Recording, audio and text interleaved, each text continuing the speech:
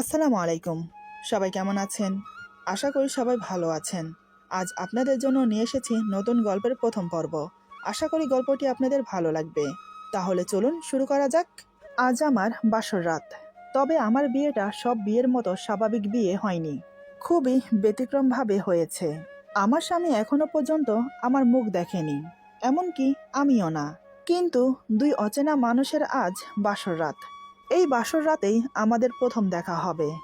জানি, খুবই অদ্ভুত লাগছে। অদ্ভুত লাগারই কথা, কারণ বিয়েটাও তো অদ্ভুতভাবেই হয়েছে। বাসর ঘরে বসে আছি লাল টুকটুকে শাড়ি পরে স্বামীর অপেক্ষায়, কিন্তু উনি এখনো আসছেন না। কেমন যেন অস্থির লাগছে আমার, কারণ বাসর ঘরে বসে আছি প্রায় 3 ঘন্টা হতে চলল। হঠাৎ দরজা খুলে কেউ ভেতরে প্রবেশ করলো। আমি একটু নড়ে চড়ে বসলাম। যিনি এসেছেন তিনি আমার স্বামী ছাড়া আর কেউ হবে না। আমি চুপচাপ বড় করে মাথায় ঘোমটা দিয়ে বসে রইলাম। কিন্তু হঠাৎ আমাকে অবাক করে দিয়ে উনি যা করলো, তার জন্য আমি মোটেও আশাবাদী ছিলাম না। এমন কিছু হবে বা এমন কিছু শুনবো ভাবতেও পারিনি। এরপর যা হলো। আমার নাম আফিয়া আক্তার পারভিন। আমার নামটা বিশেষ একজন মানুষের নামের সাথে মিলিয়ে রাখা হয়েছে। সেটা ক্রমশ প্রকাশ্য। ফ্যামিলিতে মা বাবা, বড় 2 ভাই, দাদা দাদু, ছোট কাকা আর আমি আছি। বড় ভাইয়া 2জন বাবার চালের আড়ত দেখাশোনা করে, আর মার্কেটে 4-5টা দোকান আছে, সেগুলো ছোট কাকা। আর বাবা মাঝে মাঝে সবখানে গিয়ে তদারকি করে। আমি পড়াশোনা করি। সবার ইচ্ছে আমাকে মাদ্রাসায় পড়াবে, হলো তাই। আমাকে মাদ্রাসায় পড়াচ্ছে। যেহেতু আমি মাদ্রাসায় পড়ি, তাই আমি বাহিরে যেতে বোরখা পরে যাই, এমনকি 5 ওয়াক্ত নামাজ পড়ি। সচরাচর মানুষের সামনে প্রয়োজন ছাড়া যাই না। আমি দেখতে ঠিক পুতুলের মতো। একটা পুতুল দেখতে যেমন সুন্দর, আমি তার থেকেও নাকি বেশি সুন্দরী। আমি জানি না, তবে সবাই বলা বলি করে। আমার চোখের মণি দুটো হালকা নীলাভ, যেটা যে কাউকে আকর্ষণ করে। শরীরের গঠন, এমনকি ফিগার, সব মিলিয়ে পারফেক্ট। আমি আমার ফ্যামিলির সবার আদরের। পুরো বাড়িতে একমাত্র মেয়ে বলে আমি আছি, তাই হয়তো আদরটা একটু বেশিই পাই। আমাদের সুখী পরিবার। ভালোই দিন যাচ্ছিল। ধীরে ধীরে মাদ্রাসার পড়াও শেষ করলাম। পড়াশোনা শেষ করে যখন বাড়িতে বসে আছি, তখনই সবাই উঠে পড়ে লাগলো আমার বিয়ের জন্য। বেশ কয়েক জায়গায় পাত্র দেখলো, কিন্তু কারো মন মতো হলো না। শেষমেশ আরো কয়েকটাকে দেখার পর একজনকে তাদের পছন্দ হলো। ছেলেরা অনেক বড় লোক, ভালো ফ্যামিলি, ভালো খানদান, তাই বাড়ির সবাই রাজি হয়ে গেল। আর ছেলেটা দেখতেও বেশ, আমার সাথে মানাবে ভালো। বিয়ের পাকা কথা হয়ে দিন তারিখ ঠিক হলো। আগামী মাসের 10 তারিখে বিয়ে। বিয়ে নিয়ে সব মেয়েরই স্বপ্ন থাকে। আমিও সেই স্বপ্নের সাগরে ভাসছি। কত কিছু মনে মনে প্ল্যান করে নিয়েছি। বিয়ের পর স্বামীর সাথে কি কি করব, তাকে নিয়ে কোথায় কোথায় ঘুরতে যাব, আরো কত কিছু। দেখতে দেখতে বিয়ের দিন ঘনিয়ে এলো। বাড়িতে হুলস্থুল কাণ্ড। বিয়ে বাড়ি বলে কথা, তবে আত্মীয় স্বজনদের অনেক আগেই দাওয়াত দেওয়া হয়ে গেছে।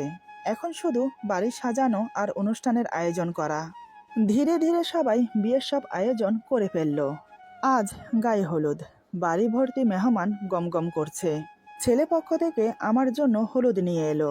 যারা হলুদ নিয়ে এসেছে তারা আমাকে দেখে তো প্রশংসায় পঞ্চমুখ। সবার মুখে মুখে আমার রূপের চর্চা, কিন্তু আমার পোশাক তাদের মন মতো হলো না। আসলে আমি হলুদের শাড়ি পরেছি বটে, তবে তার সাথে হেজাব পরেছি। এটা তাদের মন মতো হলো না। গায়ে হলুদের পর্ব শেষ করে তারা চলে গেল। ও, আপনাদেরকে তো বলাই হয়নি, আমার বিয়েতে আমার মায়ের এক সই এসেছে। তাদের যুগে তারা একে অপরকে সই বলতো, তবে আমাদের যুগে আমরা বান্ধবী বা ফ্রেন্ড বলি। মা আর মার বান্ধবী, তারা একদম 2 বোনের মতো।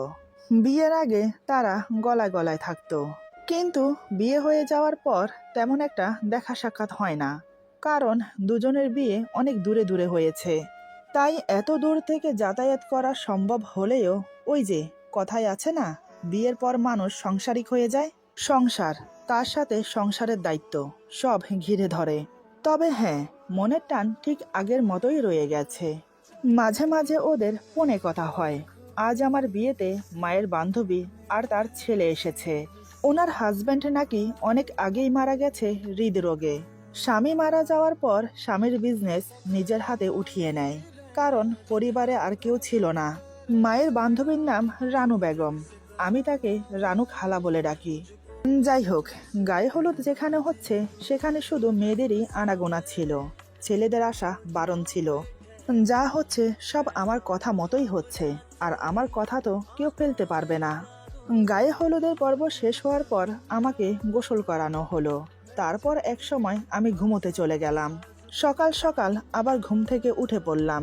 আজ আমার বিয়ে, আত্মীয় স্বজন বাড়ি ভর্তি, এদিক থেকে সেদিক, সেদিক থেকে এদিক মানুষ আনাগোনা করছে। তবে আমার রুমে মেয়েরা ছাড়া আর কেউ আসা নিষেধ, তাই এখনো পর্যন্ত বাড়ি ভর্তি এত মেহমানের ভেতর মেয়েরা ছাড়া আমাকে কোনো ছেলে এখনো পর্যন্ত দেখতে পায়নি। দুপুরের দিকে ছেলের বাড়ি থেকে আমার জন্য শপিং করা সব জিনিস পাঠানো হলো। তারা বলে পাঠিয়েছে মেয়েকে আগে থেকেই রেডি করে রাখুন, আমরা আসার সাথে সাথে যেন বিয়েটা হয়ে যায়, তাতে করে বেশি দেরি হবে না।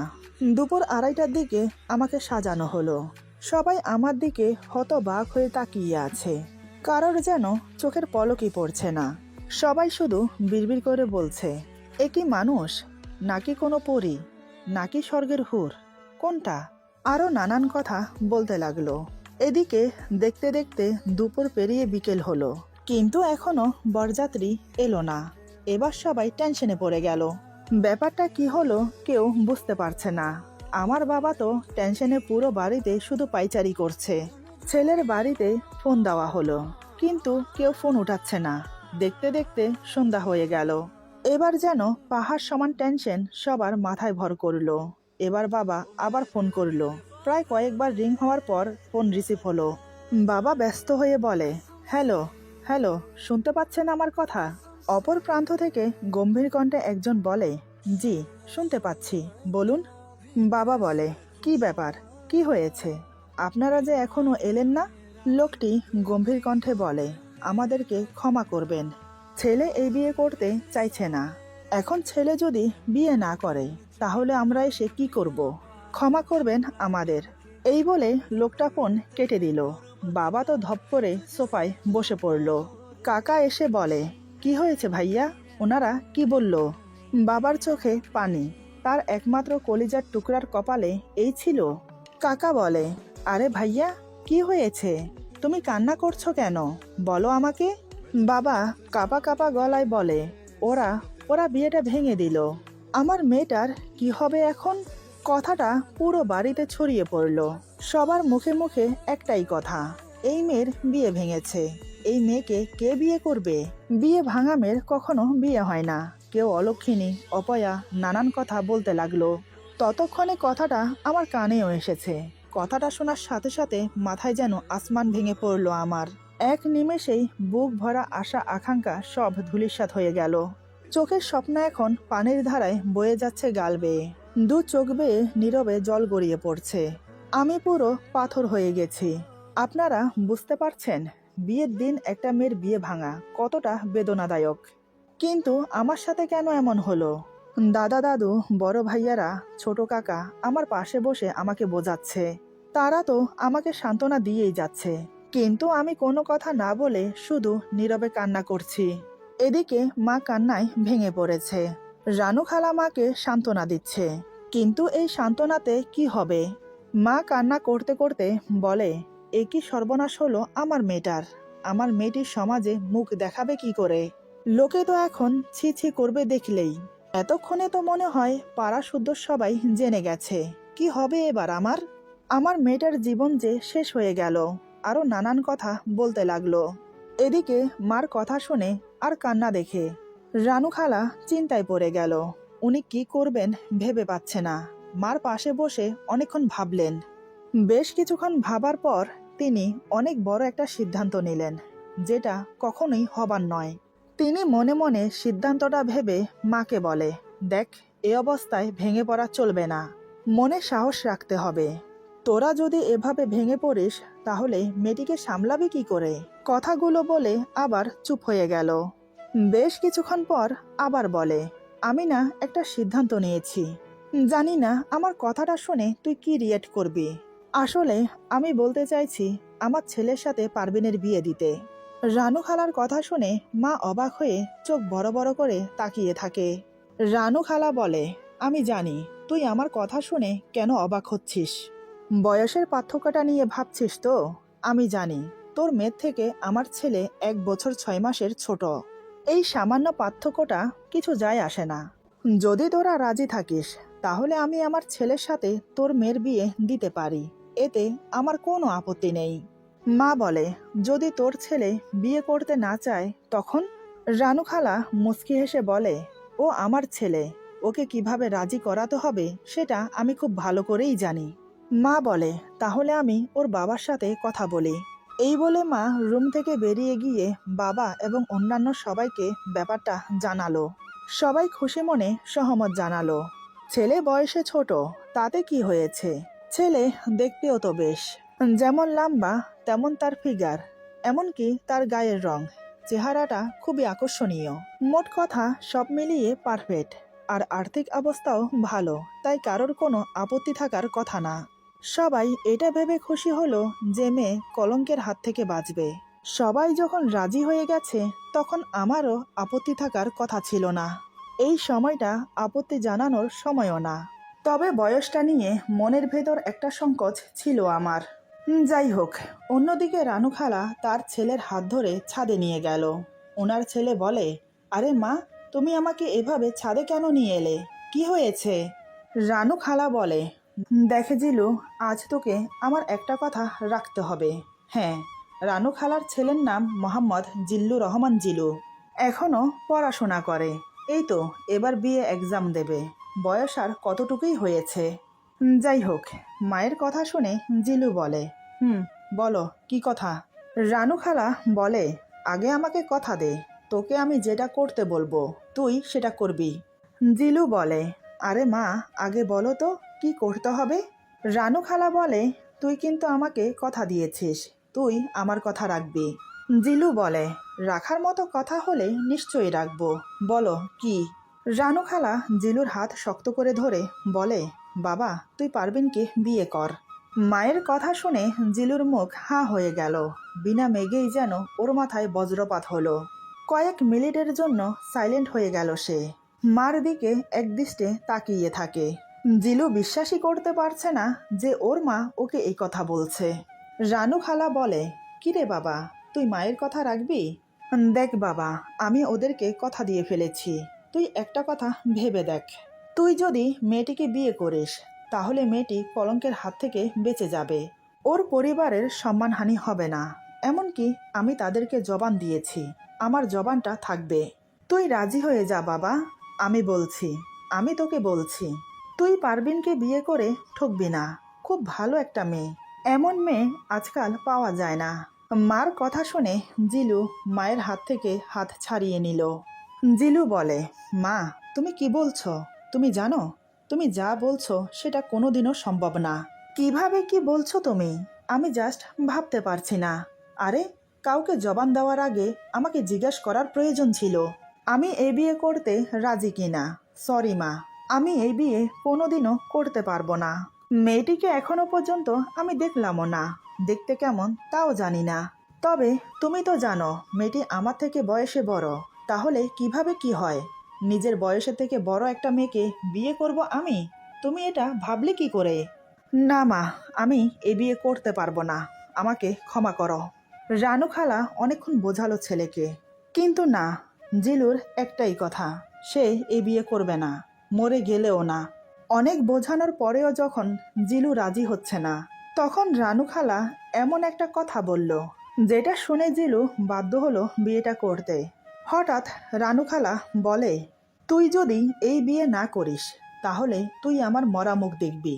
এই ছাদ থেকে লাফিয়ে নিজের জীবন দিয়ে দেব আমি। মার মুখে একথা শুনে জিলু পাথরের মূর্তির মতো মায়ের মুখের দিকে তাকিয়ে রইল। নিজের মাকে যেন চিনতে পারছে না আজ। জিলু নিচের দিকে তাকিয়ে জোরে একটা নিঃশ্বাস নিয়ে বলে, ঠিক আছে, আমি এই বিয়ে করব, কিন্তু মা, আমি তোমাকে হারাতে পারবো না। ছেলের কথা শুনে রানু খালার মুখে হাসি ফুটে উঠল। তিনি এবার ছেলেকে বুকে জড়িয়ে নিলেন। ছেলের কপালে একটা চুমু খেয়ে বলে, আমি জানতাম তুই আমার কথা রাখবি। তুই যে আমার ছেলে, চল বাবা, সবাই অপেক্ষা করছে আমাদের জন্য। তারপর আর কি, জিলুর সাথে আমার বিয়ে হলো। বিয়ের পর রানু খালা বলে, বিয়ে যখন হয়ে গেছে তাহলে এবার আমরা বাড়ি ফিরে যেতে চাই। ও, এখন তো উনি আমার খালা নেই, শাশুড়ি মা হয়ে গেছে। শাশুড়ি মার কথা শুনে কেউ আর আপত্তি করলো না। সবার থেকে বিদায় নিয়ে গাড়িতে গিয়ে বসলাম। যেহেতু আমি মাথার ঘুমটা বড় করে রেখেছি, তার উপর ওড়নাটি একটু মোটা কাপড়ের, তাই আমার মুখ দেখা যাচ্ছে না। মা বাবা নিজের ফ্যামিলিকে ছেড়ে যাচ্ছি, চোখের জল আর বাদ মানছে না। নীরবে শুধু চোখের পানি ফেলে যাচ্ছি। এদিকে আমার পাশে আমার শাশুড়ি মা বসে আছে, কারণ জিলু গাড়ি চালাবে, এটা তাদের নিজস্ব গাড়ি। জিলু গাড়িতে বসে খুব জোরে গাড়ির দরজা লাগালো। মোট কথা পুরো গাড়ি কেঁপে উঠেছে। শাশুড়ি মা বলে, বাবা একটু আস্তে। আমি তো চুপচাপ বসে আছি। গাড়ি চলতে শুরু করলো। প্রায় 1.5 ঘন্টা গাড়ি চড়ার পর শ্বশুর বাড়িতে এসে পৌঁছেছি। এদিকে গাড়ি বাড়ির ভেতরে প্রবেশ করার পর জিলু গাড়ি থেকে নেমে সোজা বাড়ির ভেতরে ঢুকে গেল। আমার শাশুড়ি মা আমাকে নিয়ে গাড়ি থেকে নেমে এলো। আমাকে নিয়ে বাড়ির ভেতরে প্রবেশ করে দোতলার একটা রুমে আমাকে নিয়ে গিয়ে বলে, এটা হচ্ছে তোদের রুম। শোন মা, বিয়েটা যখন আচমকা হয়ে গেছে, তাই সবকিছু মানিয়ে নেওয়ার চেষ্টা করবি, বুঝতেই তো পারছিস। এরপর শাশুড়ি মা আমাকে আরো অনেক কিছু বুঝিয়ে চলে গেল। আমি খাটের উপর বসে আছি। আজ আমার বাসর রাত। এদিকে আমি অপেক্ষমান স্বামীর জন্য। অন্যদিকে জিলু ছাদে গিয়ে খোলা আকাশের নিচে দাঁড়িয়ে আকাশের পানে চেয়ে ভাবতে লাগলো নানান কথা। কি থেকে যে কি হয়ে গেল কিছুই বোধগম্য হচ্ছে না ওর। এদিকে আমি অপেক্ষা করতে করতে ঝিমোচ্ছি। রাত এখন কয়টা বাজে তাও জানি না। ঘুমটা উঠিয়ে ঘরের চারিদিকে দেখতেই দেয়ালে টাঙানো ঘড়ির দিকে চোখ পড়ল। রাত এখন 1টা বাজে। ঘড়ির টাইম দেখে একটু অবাকই হলাম।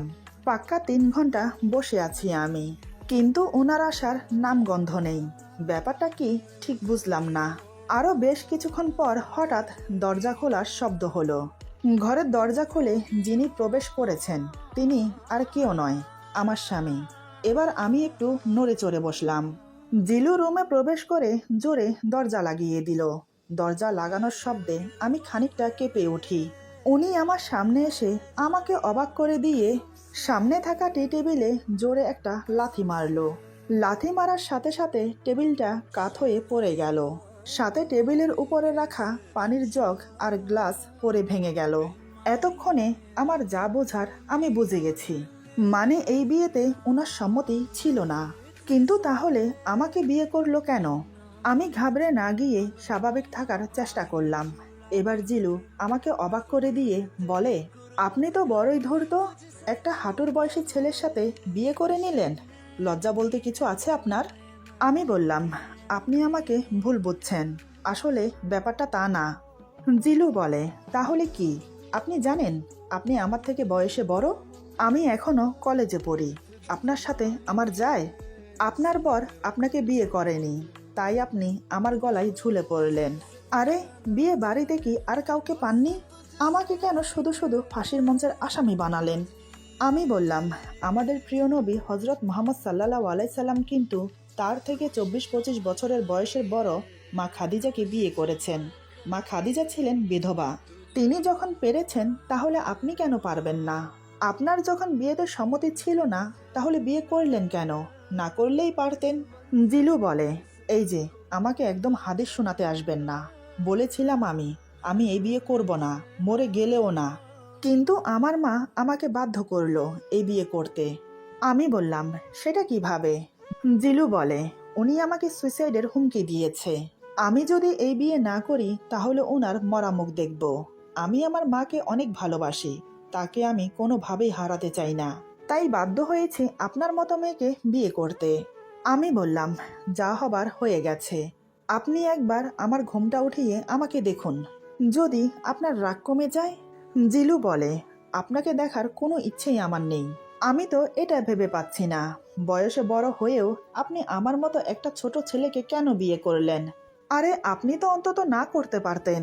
আমি বললাম, দেখুন, আমাকে নিয়ে বিবেচনা করার আগে আপনি আমাকে একবার দেখুন। জিলু বলে, আবার সেই কথা? আরে আপনাকে দেখার কোনো ইচ্ছেই আমার নেই, বুঝতে পারছেন না সেটা? আচ্ছা, আপনার বিয়ে ভাঙলো কেন? আমি বললাম, জানি না আমি। জিলু বলে, কোনো আপনার জন্য নয় তো? মানে এমনও তো হতে পারে আপনার চরিত্র ভালো না। নিশ্চয়ই কোনো ছেলের সাথে কিছু করতে গিয়ে ধরা খেয়েছেন। আমি বললাম, আপনি কিন্তু আমার ব্যাপারে না জেনে এমন মন্তব্য করতে পারেন না। আপনি আগে আমাকে দেখুন। জিলু বলে, আবার সেই কথা? দেখুন, আমি মন্তব্য করছি না, আমি শিওর এমনই কিছু হবে, নয়তো বিয়েটা ভেঙে যেত না। আপনার নামে এমন কোনো বাজে খবর তারা পেয়েছে যার জন্য বিয়েটা ভেঙে দিতে বাধ্য হয়েছে। আজকাল কোনো মেয়েই তো সাধু না। হায় ভাগ্য, শেষমেশ চরিত্রহীন একটা মেয়ে আমার ভাগ্যে জুটলো। আচ্ছা, আপনি যার সাথে মুখ পুড়িয়েছেন তাকে বিয়ে করে নিলেই তো পারতেন। শুধু শুধু আমার মতো সরল সোজা একটা ছেলেকে কেন ফাঁসালেন? আমি আপনাকে বলে রাখছি, আমি আপনাকে স্ত্রী হিসেবে মানিও না, আর কখনো মানবও না। কোনো রকম 6 মাস পার হতে দিন, আমি আপনাকে ডিভোর্স দিয়ে দেব। আমার কি মনে হয় জানেন? আপনার ফ্যামিলির সবাই ধূর্ত, চালবাজ, জালিয়াত, ভণ্ড। আচ্ছা, ফ্যামিলির সবার ক্যারেক্টার ভালো তো, নাকি সবাই আপনার মতো চরিত্রহীন? এদিকে ওনার এত অপমান আমি সহ করতে পারছি না আর। আমি কান্না করতে লাগলাম নীরবে। এই কথাগুলো কি শোনার বাকি ছিল আমার? হায় আল্লাহ, আপনি আমার কোন পরীক্ষা নিচ্ছেন? আমার জানা মতে আমি তো কখনো কোনো অন্যায় করিনি। তাহলে আপনি আমাকে কোন পাপের শাস্তি দিচ্ছেন? এত এত অপমান সহ করার ক্ষমতা আমি হারিয়ে ফেলছি। আমাকে এতক্ষণ ধরে যা বলছিল তাও ঠিক ছিল, আমি সহ করে নিলাম। কিন্তু উনি তো আমার সাথে সাথে আমার ফ্যামিলিকে পর্যন্ত ছাড়ছেন না। আর পারলাম না চুপ করে থাকতে। অন্যদিকে জিলু আবার বলে, আপনার লজ্জা বলতে কি কি কিছু? ব্যাস, এটুকু বলেই আটকে গেল। সে এবার বিস্ফারিত চোখে আমার দিকে তাকিয়ে আছে। চোখগুলোকে এত বড় বড় করে রেখেছে যে এখনই বেরিয়ে আসবে। আসলে আমি আর অপমান সহ করতে না পেরে নিজেই মাথার ঘোমটা খুলে ওনার দিকে তাকিয়ে আছি। আমার মুখ দেখেই ওনার মুখের কথা মুখেই রয়ে গেল। আমার চোখে জল। সেই সন্ধ্যা 6টা থেকে কান্না শুরু করেছি, এখন রাত 1:30 বাজে। চোখ দুটো লাল টুকটুকে হয়ে গেছে কান্না করতে করতে। আমি কান্না মিশ্রিত গলায় বললাম, আপনি আমাকে যা ইচ্ছে নয় তাই বলুন, আমি সহ করে নেব। যদিও আমি কোনো অন্যায় করিনি, তারপরেও সহ করে নেব। কিন্তু প্লিজ আমার ফ্যামিলিকে কিছু বলবেন না, সেটা আমি সহ করতে পারবো না। আমি আপনার কথাকে সম্মান দিচ্ছি, কারণ আপনি আমার স্বামী। বয়সে আপনি আমার থেকে ছোট সেটা ম্যাটার করে না, কারণ মানে আপনি আমার বড়। আপনার কথাই থাকুক, 6 মাস পর আমরা আলাদা হয়ে যাব। আর আমি আপনাকে কথা দিচ্ছি, এই 6 মাস আমার জন্য আপনার কোনো সমস্যা হবে না। এই ঘরের যে কোনো একটা কোণে পড়ে থাকতে দিলেই চলবে। এই বলে আমি উঠে ওয়াশরুমের দিকে যাব কাপড় চেঞ্জ করতে, কিন্তু তার আগেই ঘটল অঘটন। ফ্লোরে যে পানি আর জগ গ্লাস ভেঙে পড়েছিল আমার একটুও মনে নেই। আমি উঠে দাঁড়িয়ে এক কদম বাড়িয়েছি, অমনি আমার পা পিছলে যায়। পা পিছলে পড়ে যেতে নিলেই উনি আমাকে ধরে ফেলে। আমার মুখ থেকে অস্ফুট সুরে উফ শব্দটা বেরিয়ে আসে। সাথে আমি চোখ বন্ধ করে ব্যথায় কুকিয়ে উঠি। আসলে কাজ ঢুকেছে পায়ে। এদিকে উনি আমাকে 2 হাতে জড়িয়ে ধরে। আমার মাথা এলিয়ে আছে ওনার ডান হাতের উপরে, অন্য হাতে উনি আমার কাঁধ ধরে আছে। দুজনের মুখের দূরত্ব শুধু 4 ইঞ্চি। উনি আমাকে অপলকহীন দৃষ্টিতে তাকিয়ে তাকিয়ে শুধু দেখছে। আমার বন্ধ করা চোখ, তীখালো নাক, আর আমার চিকন গোলাপের পাপড়ির মতো গোলাপি ঠোঁটজোড়া নয়ন ভরে দেখতে লাগলো। তার যেন পলক পড়ছে না। হঠাৎ আমি চোখ খুলে ওনাকে এত কাছে দেখে যা করলাম, সেটা উনি বাস্তবে কেন কল্পনাও করতে পারেনি আমি এমন করব। কারো কথা কারো ইগোতে লাগলে বোঝা যায় সে কেমন হয়ে ওঠে। এরপর যা হলো, আজকের গল্প এখানে সমাপ্ত। গল্পের বাকি অংশ পেয়ে যাবেন আগামী পর্বে। আশা করি গল্পটি আপনাদের ভালো লাগবে। যদি ভালো লাগে তাহলে লাইক, কমেন্ট এবং সাবস্ক্রাইব করে আমাদের পাশে থাকুন। সবাই ভালো থাকুন, সুস্থ থাকুন। আল্লাহ হাফেজ।